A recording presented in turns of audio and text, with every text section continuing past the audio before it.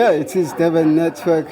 Sisemhlanga la sikhona la iMarch and March ihlangene khona izokwenza i-briefing nge-stand sakho. Jacinta njani? Siyaphila mfethu njani? Siyaphila nathi.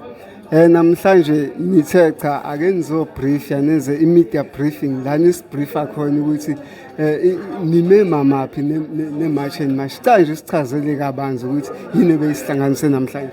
Okay, into ebesihlanganisa kakhulu namhlanje ukuthi besibona kakhulu ukuthi osopolitiki mase bekhathele ukudlala bodwa bafuna ukudlala nathi yabo basifake belokhu bethi hayi si-political party besizocacisa lokho once again ukuthi asiyona thina i-political party phekwa lokho into esifisayo thina ukuthi njengoba i-movement namhlanje ade launcha i-organize i-website sifuna ukube organization efana njenge-AfriForum kodwa ama-intentions ethu awafani yabo sina sifuna ukuthi sikhulise lento yoku-patriotism la eSouth Africa sikhulise ukuthanda izwe lakho sikhulise ukuthi abantu bangacompromise yabo ungabe ukuthi khona umuntu omthanda ukudlula izwe lakho yabo ungabe uthi nje wena uJacinta uyamthanda makuthiwa uvotela i-political party awusamuza nokuthi uthini uJacinta usama uthi nje ngiyamthanda nje yabo khona izinto ofuna uyibenefit edila nawe yabo so ngizomsupporta no awuke ume nje konke uke uthanda izwe lakho urealize ukuthi ekuthandeni izwe lakho ulipha ikusasa ulipha ifuture mawulipha ifuture ufana izingane zakho ikusasa nefuture so that is the most important thing ebesenza namhlanje but also ukukhumbuza ama-South Africans ukuthi i-movement yethu isazoqhubeka yenze izinto eziningi especially nje yokuthi zilwe nalezi zinto zama-illegal immigrants sisazoqhubeka nje sigqugquzela abantu sibaboshwe sesobopha ama-South Africans ke manje siyovulela ama-South Africans manje amacala for aiding and abetting ama-illegal immigrants phekwa lokho sifuna futhi nokuthi sihlanganise ithimba labameli ukuthi siyolwa lezi zinto legally ngoba ziningi izinto ezi-wrong mawubuka the legal side of things kodwa asinabo abantu esingasho ukuthi bayisukumela lento so kuya ukusiphathe kabi lokho yeah enye into mhlawumbe abantu abangafisa ukuyazi ukuthi esikhathini esizayo we know ukuthi I mean there are ideas that you guys are championing that you are advocating mhlawumbe singanibona nini future needs align with a certain political party that is championing almost the same ideas as you.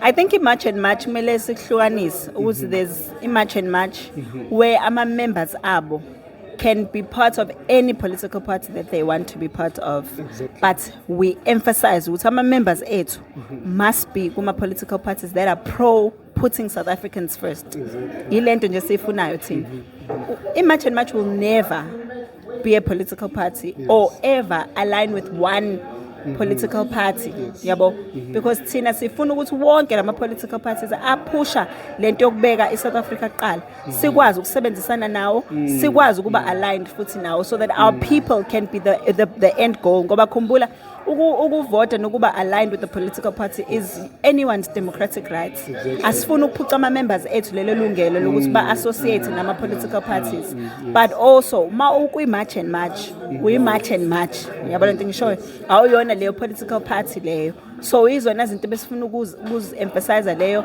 but futhi ma uyi-March and March asikuboni kuwumqondo oright ukuthi unga-align ne-March and March u-align ne-political party mhlawumbe ephusha i-narrative completely opposite to le yethu so yeah we just wanted to emphasize lelo phuthu ukuthi njengoba sekuzovotwa nje siyazi ukuthi abantu bazophuma ngobuningi babo beyovota make sure you vote for political parties that are pro and proudly South African and put South Africans kuqala over anyone.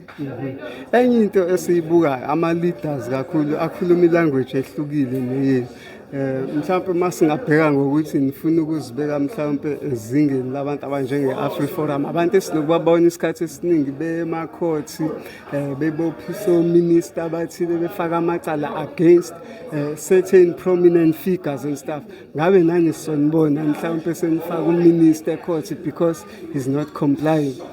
That's exactly the idea ukuthi we are challenging government yabo what we are doing is challenging governments to put South Africans first and we will go and do it by all means ukuthi ba understand njengoba nje you know ukuthi in South Africa there was a law that was glorified during apartheid, so it's the law, it's the law. Yabo. We are finding ourselves in exactly the same position where the people that we trusted to defend us against laws that are anti-South Africans and even just implementing and enforcing those laws ngendlela rights are not doing that. So that's why we find ourselves here today. So if it means we take ministers, the president, the government, anything and anyone that stands in the way of putting South Africans first will be there and will make sure we form these structures that encourage South Africans to remember who they are, to be proud of who they are. We can't be having nations in nations, Now we've got other nations being more proud of being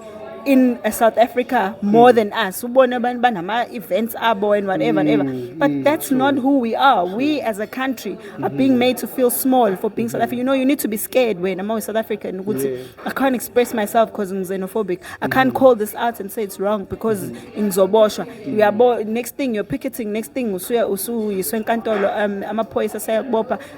are violent. Those are things that we want to make sure they come to an end because people who are benefiting the most from this system are politicians. Jeez. Isaga yase-Eddington Primary School. Ngicabanga ukuthi mhlambe it was a beginning point ngoba ziningi izikole eziface isimo esifanayo. So kwenza nje umzekelo eGauteng ukuthi there's more than 4,000 kids who has not been placed up to this far.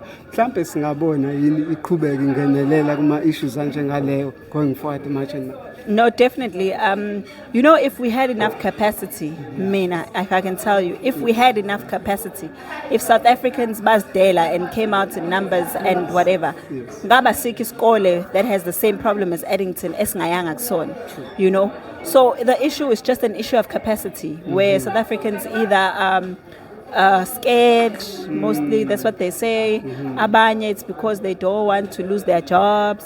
Abanye, it's all kinds of excuses. But if we had more brave South Africans who are willing to fight for this country and fight the injustices in this country, trust me, Ngabe, we are at every single school making sure that South African children are placed. But we have South African children until now who are not going to school because the government has decided it wants to be a Father Christmas to the rest of everyone at the expense of South Africans. And we are saying that must come to an end. Last question. Izolo, if I'm not mistaken, we Operation Ngaxolani. There was one Nigerian that was shot down in Windsor East. I think that is in Joburg, if I'm not mistaken. Uqan was there doing an operation. He is a counselor. He's doing the work that he's supposed to be doing. As he always does. So if a Nigerian died because he was committing crimes, then rest in peace to him. And we're not going to be sad because a criminal died. When criminals die all the time, and we make fun of it and we move because we understand that if we're not going to celebrate your life. So why should it be any different if it's a Nigerian? In fact, if I'm a Nigerian continue to be aggressive to the police and commit all kinds of crimes, then the police must do any and everything to protect this country. Everything possible. If it means appreciate your time. Thank you.